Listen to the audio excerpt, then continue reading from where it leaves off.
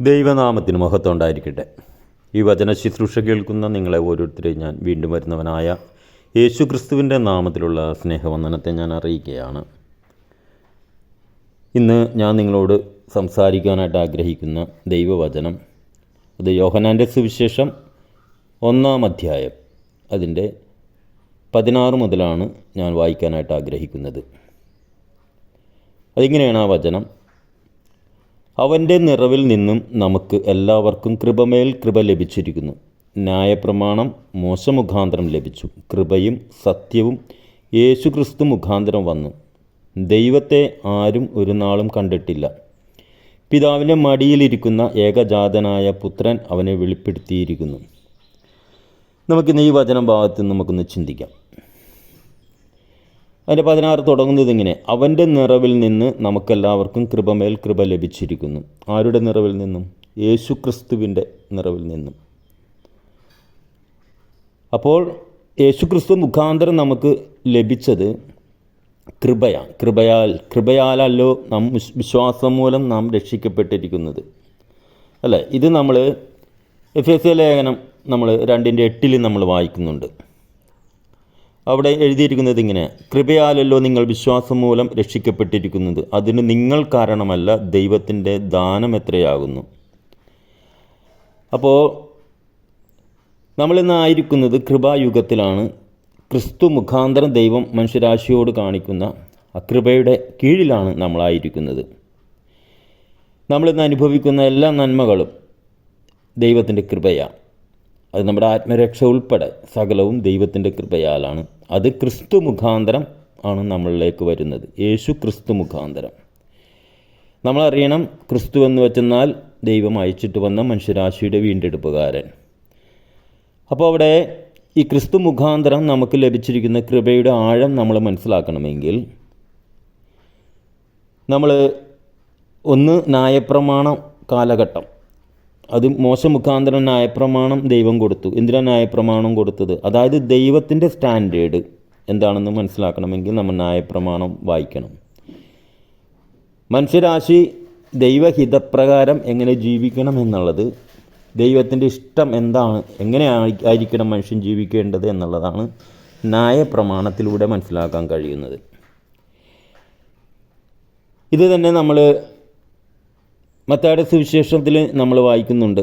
യേശു പറയുന്നുണ്ട്, ആകാശവും ഭൂമിയും ഒഴിഞ്ഞു പോകും വരെയും ന്യായപ്രമാണത്തിൽ നിന്നും എൻ്റെ വള്ളിക്കോ പുള്ളിക്കോ ഒന്നിനും ഒരു മാറ്റവും വരുത്തിയിട്ടില്ലെന്ന്. എന്നാൽ ആ ന്യായപ്രമാണ യുഗത്തിലല്ല നമ്മളായിരിക്കുന്നത് കൃപായുഗത്തിലാണ്. അപ്പോൾ ഇവിടെ വായിക്കുന്ന ന്യായപ്രമാണം മോശ മുഖാന്തരം ലഭിച്ചു, കൃപയും സത്യവും യേശുക്രിസ്തു മുഖാന്തരം വന്നു. അപ്പോൾ യേശുക്രിസ്തു മുഖാന്തരം നമുക്ക് ലഭിച്ചിരിക്കുന്നത് കൃപയാണ്, അതോടൊപ്പം സത്യവും. സത്യം എന്താ? ദൈവത്തിൻ്റെ വചനമാണ്.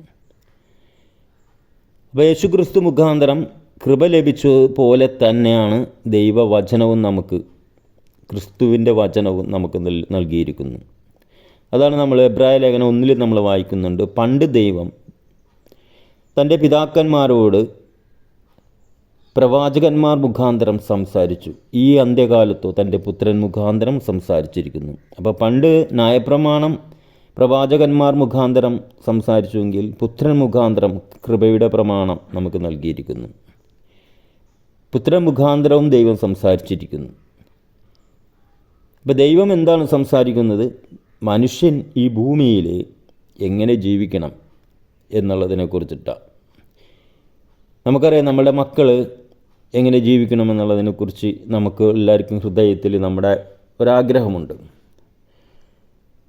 അവരൊരിക്കലും തെറ്റിപ്പോവാനോ, അവരൊരിക്കലും തിന്മയായിട്ടുള്ള പ്രവൃത്തി ചെയ്യുവാനോ, അതായത് മോശമായി ജീവിച്ച് മറ്റുള്ളവരിൽ നിന്നും അവരെക്കുറിച്ച് തെറ്റായ ഒരു കാര്യം, തെറ്റായിട്ട് അവർ ജീവിക്കുന്നു എന്നുള്ള മറ്റുള്ളവർ പറയുന്നത് കേൾക്കുവാനോ ഒന്നും ഒരു മാതാപിതാക്കളും ആഗ്രഹിക്കുന്നില്ല. ഇതുപോലെ തന്നെയാണ് ദൈവവും.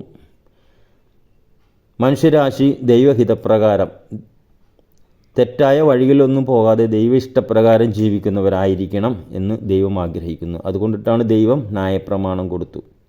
എന്നുവെച്ചാൽ ദൈവഹിതം ഇതാണ്, ഇതനുസരിച്ച് നിങ്ങൾ ജീവിക്കണം എന്നുള്ളത് മനുഷ്യർക്ക് വെളിപ്പെടുത്തി കൊടുക്കുക ചെയ്തത്.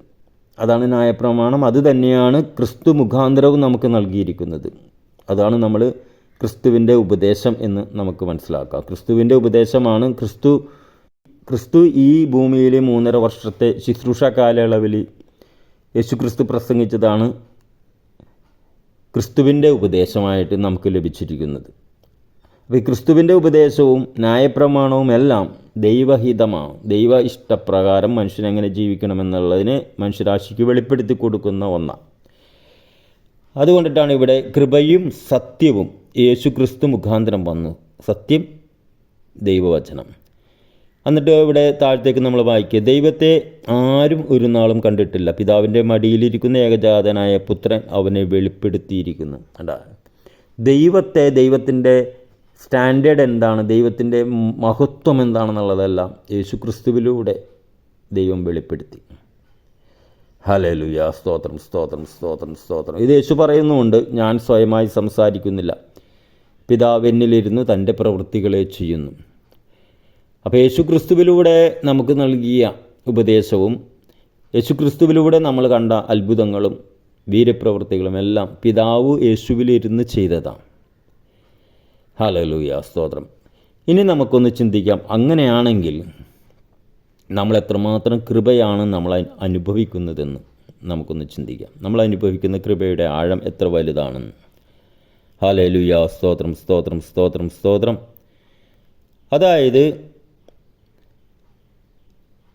ദൈവം തൻ്റെ സ്റ്റാൻഡേർഡ് എന്താണ്, തൻ്റെ മനുഷ്യരാശി ഏത് നിലവാരത്തിൽ ജീവിക്കണമെന്നുള്ളതിനെ കുറിച്ചിട്ടാണ് പണ്ട് പ്രവാചകന്മാർ മുഖാന്തരവും സംസാരിച്ചു, ഈ അന്ത്യകാലത്ത് പുത്രൻ മുഖാന്തരവും സംസാരിച്ചു. പക്ഷെ നമ്മൾ ആ നിലവാരത്തിൽ നമ്മൾ ജീവിക്കുന്നത് കൊണ്ടാണോ ഇന്ന് നമ്മൾ ദൈവത്തിൻ്റെ അനുഗ്രഹങ്ങൾ അനുഭവിക്കുന്നത്? നമ്മുടെ ആത്മരക്ഷ ഉൾപ്പെടെ നമുക്ക് ലഭിച്ചത് നമ്മൾ ആ നിലവാരത്തിൽ ജീവിക്കുന്നത് കൊണ്ടാണോ?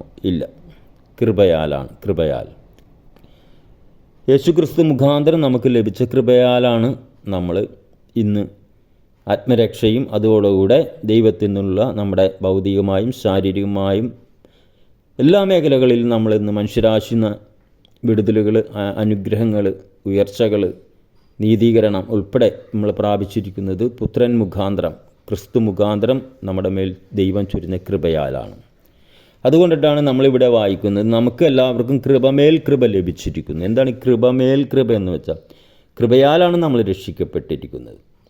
അതിന് മേൽ കൃപ എന്ന് വെച്ചാൽ രക്ഷിക്കപ്പെട്ടിട്ടും ക്രിസ്തു നമുക്ക് ഉപദേശങ്ങൾ നൽകിയിട്ടും അതറിയുകയോ അതനുസരിക്കുകയോ ചെയ്യാതെ തന്നെയാണ് നമ്മൾ വീണ്ടും ജീവിച്ചുകൊണ്ടിരിക്കുന്നത്. അതുകൊണ്ട് അപ്പോൾ നമ്മൾ റോമാലേഖനത്തിൽ നമ്മൾ വായിക്കുന്നുണ്ട്, പാപം പെരുകിയെടുത്ത് കൃപ അതിനേക്കാൾ അധികം പെരുകി. അപ്പോൾ പാപം വീണ്ടും നമ്മൾ ചെയ്യുന്നുണ്ട്, ജഡത്തിൽ നമ്മൾ വീണ്ടും പാപം ചെയ്യുന്നുണ്ട്, പാപസ്വഭാവം നമ്മളിലുണ്ട്. എങ്കിലും ക്രിസ്തു മുഖാന്തരം നമ്മളെ മേൽ കൃപ നമുക്ക് ലഭിച്ചുകൊണ്ടിരിക്കുക. അതുകൊണ്ടിട്ടാണ് നമ്മളിന്നും ദൈവത്തിൻ്റെ അനുഗ്രഹങ്ങളെ അനുഭവിച്ചുകൊണ്ട് ഈ ഭൂമിയിൽ ജീവിക്കുന്നത്.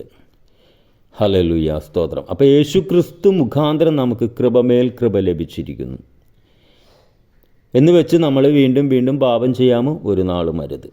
അപ്പോൾ പാപം എന്താണ്? ദൈവവചനം ലംഘനമാണ്. അപ്പോൾ ദൈവവചനം നമ്മൾ ലംഘിക്കാതിരിക്കുവാനും ദൈവഹിതം എന്തെന്ന് തിരിച്ചറിഞ്ഞ് അതനുസരിച്ച് ജീവിക്കുവാനും നമ്മൾ ദൈവസന്നിധിയിൽ നമ്മളതിനുള്ള ഒരു ആഗ്രഹവും സമർപ്പണം നമുക്കുണ്ടെങ്കിൽ പരിശുദ്ധാത്മാവ്, സഹായകനായ പരിശുദ്ധാത്മാവ് നമ്മളെ സഹായിക്കും. പരിശുദ്ധാത്മാവാണ് നമ്മളെ സകല സത്യത്തിലും വഴി നടത്തുന്നത്. അവനാണ് നമ്മൾക്ക് പാപത്തെക്കുറിച്ചും നീതിയെക്കുറിച്ചും ന്യായവിധിയെക്കുറിച്ചും നമുക്ക് ബോധ്യം നൽകുന്നത്. അപ്പോൾ തന്നെ നമുക്കിന്ന് പിതാവിൻ്റെ വലതുഭാഗത്ത് നമ്മൾ ഈ വചനം നമുക്കനുസരിക്കാൻ കഴിയാതെ നമ്മൾക്ക് വീഴ്ചകൾ സംഭവിക്കുമ്പോൾ അപ്പോൾ തന്നെ നമുക്ക് പിതാവിൻ്റെ വലതുഭാഗത്ത് മധ്യസ്ഥനായ യേശുക്രിസ്തു എന്ന മധ്യസ്ഥൻ പിതാവിൻ്റെ വലതുഭാഗത്ത് നമുക്കുണ്ട്. ആ യേശുക്രിസ്തുവിലേക്ക്, ആ പിതാവിൻ്റെ സന്നിധിയിൽ നമുക്ക് വേണ്ടി മധ്യസ്ഥനായിരിക്കുന്ന ആ ക്രിസ്തുവിങ്കിലേക്ക് നമുക്ക് നോക്കുവാനും നമ്മളെ കുറവുകളെ, വീഴ്ചകളെ അപ്പോൾ ഏറ്റുപറഞ്ഞ് നിരപ്പ് പ്രാപിക്കുവാനും ഇന്ന് നമുക്ക് കഴിയും. പഴയ നിയമത്തിലായിരുന്നെങ്കിൽ മനുഷ്യൻ പാപം ചെയ്തു കഴിഞ്ഞെന്നാൽ പാപത്തിൻ്റെ തോതനുസരിച്ച് പാപപരിഹാര യാഗങ്ങൾ നടത്തണമായിരുന്നു. പക്ഷേ പുതിയ നിയമത്തിൽ അങ്ങനെയല്ല. ക്രിസ്തു മുഖാന്തരം ദൈവം നമ്മളോട് ക്ഷമിക്കുന്നു. അവിടെയാണ് വീണ്ടും കൃപ നമുക്ക് ലഭിക്കുന്നു. കൃപമേൽ കൃപ നമുക്ക് ലഭിക്കുന്നു. പക്ഷേ നമ്മളിത് എത്രമാത്രം നമ്മൾ പ്രയോജനപ്പെടുത്തുന്നുണ്ട്, ഇത് നമ്മൾ തിരിച്ചറിയണം. എന്നാൽ നമ്മുടെ ജീവിതത്തിൽ വരുന്ന വീഴ്ചകൾ, കുറവുകളെ നമുക്കിങ്ങനെ തിരിച്ചറിയാൻ കഴിയും. അവിടെയാണ് ക്രിസ്തുവിൻ്റെ ഉപദേശം നമുക്ക് ഉപകാരപ്രദമായി വരുന്നത്. അതായത് നമ്മൾ ഏത് നിലവാരത്തിൽ ദൈവഹിതപ്രകാരം ജീവിക്കണമെന്ന് നമ്മൾ ആദ്യം അറിയണം.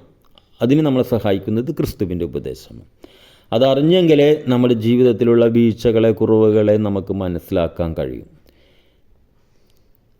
മനസ്സിലാക്കി കഴിഞ്ഞാൽ നമുക്കെന്ത് വീണ്ടും നമ്മുടെ മേൽ കൃപയാൽ നമുക്ക് നിലനിൽക്കാൻ കഴിയും. അതായത് യേശു ക്രിസ്തു എന്ന മധ്യസ്ഥൻ പിതാവിൻ്റെ സന്നിധിയിലുള്ളതുകൊണ്ട് ഏറ്റു പറഞ്ഞാൽ നമുക്ക് പിതാവിൻ്റെ സന്നിധിയിൽ നീതീകരണം കിട്ടും. നമ്മൾ പെർഫെക്റ്റ് ആയതുകൊണ്ടല്ല നമ്മൾ ദൈവത്തിൻ്റെ അനുഗ്രഹങ്ങൾ അനുഭവിക്കുന്നത്, കൃപയാലെ തന്നെയാണ്. പക്ഷേ കൃപയെ നമ്മൾ ഉപയോഗപ്പെടുത്തണം. കൃപയാലാണ് ഞാൻ നിൽക്കുന്നത് എന്നുള്ള തിരിച്ചറിവ് നമുക്കുണ്ടാകണം. ദൈവം ക്രിസ്തു മുഖാന്തരം നമ്മുടെ മേൽ ചൊരിയുന്ന കൃപയാലാണ് നമ്മൾ നിലനിൽക്കുന്നത്. നമ്മുടെ വിശുദ്ധ ജീവിതത്തിൻ്റെ പ്രാഗൽഭ്യം കൊണ്ടോ നല്ല നടപ്പ് കൊണ്ടോ ഒന്നുമല്ല. നമ്മൾ ഇന്നും എന്നും നിത്യത വരെയും നമ്മൾ കൃപയാലാണ് നിലനിൽക്കുന്നത് എന്ന് നമ്മൾ തിരിച്ചറിയണം. ആ തിരിച്ചറിവ് നമുക്കുണ്ടാകുമ്പോഴാണ് ക്രൂശിലൂടെ പിതാവായ ദൈവം നമുക്കായി ഒരുക്കിയ രക്ഷയുടെ ആഴം എത്ര വലുതാണെന്ന് മനസ്സിലാകത്തുള്ളൂ. ഇന്നത്തെ ഈ വചന ശുശ്രൂഷയിൽ നമ്മൾ തിരിച്ചറിയുക, നമ്മൾ കൃപയ്ക്ക് കീഴിലാണ്. കൃപയാലാണ് നമ്മൾ രക്ഷിക്കപ്പെട്ടിരിക്കുന്നത്. കൃപയാലാണ് നമ്മൾ നിത്യത വരെയും നമ്മൾ അനുഗ്രഹത്തിന് കീഴിൽ നിൽക്കുന്നത്. കൃപയാലാണ് നിത്യത വരെ നമുക്ക് അനുഗ്രഹങ്ങളെ അനുഭവിക്കാൻ കഴിയുന്നത്. ആ കൃപയുടെ ആഴവും വീതിയും ഉയരവും വലിപ്പവും നമ്മൾ അറിയണമെങ്കിൽ ദൈവത്തിൻ്റെ സ്റ്റാൻഡേർഡ്, ദൈവവചനത്തിലൂടെ ദൈവം നമ്മളെങ്ങനെ, ഒരു മനുഷ്യനെങ്ങനെ ജീവിക്കണമെന്ന് ദൈവം നമ്മളോട് സംസാരിക്കുന്നത്, പ്രത്യേകിച്ച് ക്രിസ്തുവിൻ്റെ ഉപദേശം നമ്മൾ മനസ്സിലാക്കും തോറും നമുക്ക് മനസ്സിലാവും. നമുക്ക് ആ നിലവാരത്തിലെത്താൻ കഴിയത്തില്ല. എന്നാൽ ക്രിസ്തു മുഖാന്തരം കൃപയാൽ നമുക്ക് പിതാവിൻ്റെ സന്നിധിയിൽ ഇന്ന് വിധിയുള്ളവരായി നിൽക്കുവാനും ദൈവത്തിൻ്റെ അനുഗ്രഹങ്ങളെ, പിതാവിൽ നിന്നുള്ള അനുഗ്രഹങ്ങളെ അനുഭവിക്കാനും നമുക്ക് കഴിയും എന്ന് നമുക്ക് തിരിച്ചറിവുണ്ടാവും. അപ്പോൾ നമ്മൾ ആ പിതാവായ ദൈവത്തോടുള്ള സ്നേഹവും പുത്രൻ്റെ കൃപ എത്ര വലുതാണെന്നും പരിശുദ്ധാത്മാവ് നമ്മളിൽ വസിച്ച് പരിശുദ്ധാത്മാവ് നമുക്ക് സകല സത്യവും വെളിപ്പെടുത്തി തരുമ്പോൾ പരിശുദ്ധാത്മാവിനുള്ള സ്നേഹവും എല്ലാം നമ്മുടെ ഉള്ളിൽ നമുക്ക് വെളിപ്പെടും. ഇന്നത്തെ വചന ശുശ്രൂഷ ദൈവം നമ്മളോട് കാണിക്കുന്ന കൃപയുടെ ആഴം എത്ര വലുതാണെന്ന് മനസ്സിലാക്കുവാൻ അതിന് കാരണമായി തീരട്ടെ എന്ന് നമുക്ക് പ്രാർത്ഥിക്കാം. ദൈവം നിങ്ങളെല്ലാവരെയും സമൃദ്ധിയായിട്ട് അനുഗ്രഹിക്കട്ടെ. God bless you.